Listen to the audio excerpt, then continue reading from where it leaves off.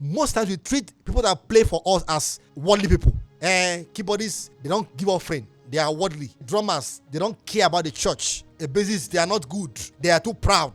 And then those that play for you also, they treat choir as people that don't know anything. You are not musicians. People are bloody singers. You don't know do re mi. You don't know mi fa so. You don't know anything. You just only know how to sing and all that. So there is always this quarrel between instrumentalists and singers. That's because we do not tend to see ourselves as a team. I once had one of my students who had issues with the instrumentalists in his choir, because the instrumentalists always tend to do things the way they like. They just come during rehearsal, one rehearsal in a week. They will come and rehearse with them. After that, they will go. They're not involved in anything. Once it is time for service, they will come and play. After they finish playing, they will not wait until offering time, because after the offering they are going, they'll all go out and all that. So he was not telling me that what can he do to help this situation. Why should people that are playing for them not be interested in the church? I asked him, I said, when last did you give them a personal call? Like pick up your phone and say, hello, how are you? He said, I've not done that. I said, they don't see you as a brother or a family member. They see you as a paymaster. Now, it doesn't mean that you cannot have a person in your church playing for you and being paid and not be loyal. I've been to churches where the choir is paid, yet they are loyal to their pastor. Why? Because the pastor has time to check up on them. Even though they are playing for money, pastor C calls them. Pastor C visits them. When they have special program like weddings or dedication and all that, pastor C goes to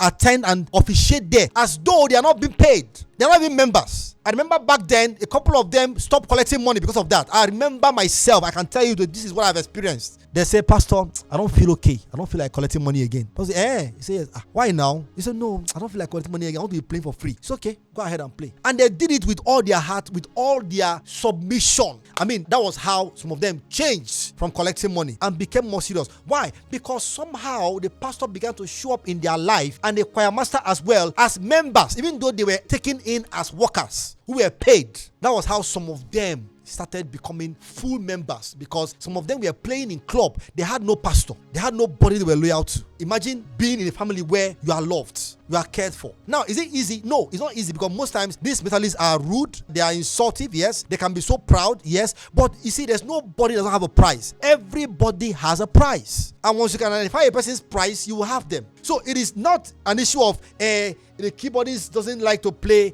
come on time and da, da, da, da. No, it's about we ourselves as in the choir. Do we take those people that play for us as part of us, or do we see them as transactional people that once you pay them, they play and then they go? That is why they will not pray. Have you been to a choir practice where during choir practice the choir is praying and the people that are playing are discussing how Arsenal beat Chelsea, and they are laughing and the choir is praying? When I finished praying, they now came and joined them and say, hey, we are ready now, let's play. I mean, how would the church move on? How would the choir grow? How would there be good administration where there is already a division between those that are playing for you and those that are singing for you? So in most cases, we need to learn to align this thing, because music has to work together. I mean, every part of the song has to come together. The drummer has to play and complement the keyboardist. Keyboardist has to play, complement the bassist. Everybody should play the voices and complement everything else, and then bring out a wonderful delivery to the audience. But if that is not happening, it's a problem. So let us learn to understand the dynamics of music and how we can work together to make this particular aspect interesting.